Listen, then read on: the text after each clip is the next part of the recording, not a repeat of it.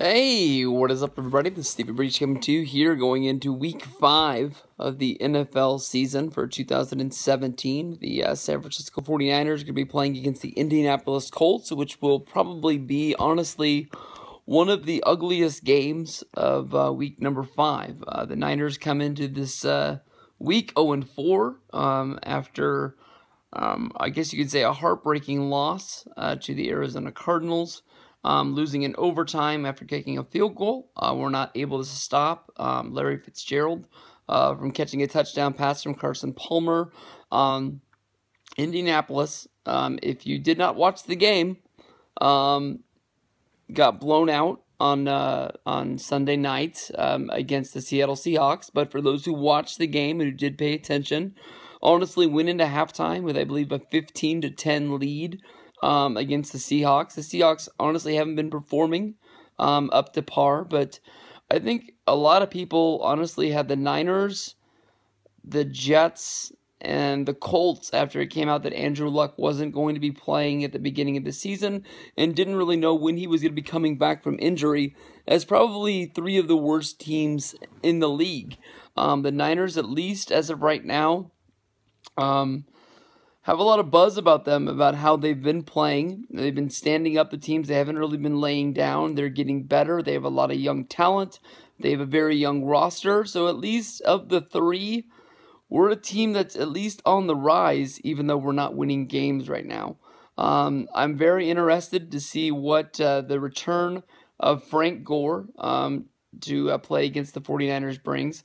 He hasn't really been blowing it up the last 2 years since leaving the Niners. Of course, everybody can remember the exit strategy that Gore had, agreeing to go to the Philadelphia Eagles and then backing out and taking more money to go with the Colts.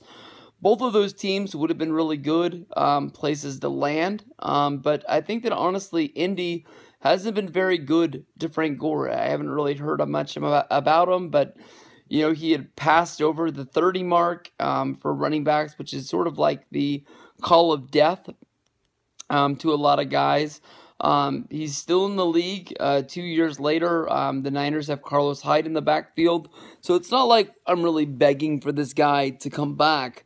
But he was a big part of our history. This is a game I think the Niners could win. I'm not, really all up to date. I can honestly tell you that I haven't seen the Colts play this year. I don't even know who their starting quarterback is.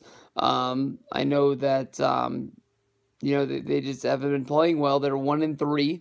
I can't tell you what team they did beat, but I think this is a game that honestly we can stand up and we could win. We've lost our division games so far. We've lost to the Rams, we've lost to the Cardinals, and we've lost to the Seahawks. All 3 of those games we performed well. We put up points against the Rams, and we hung with them, a team that scores a lot of points when we could have laid down.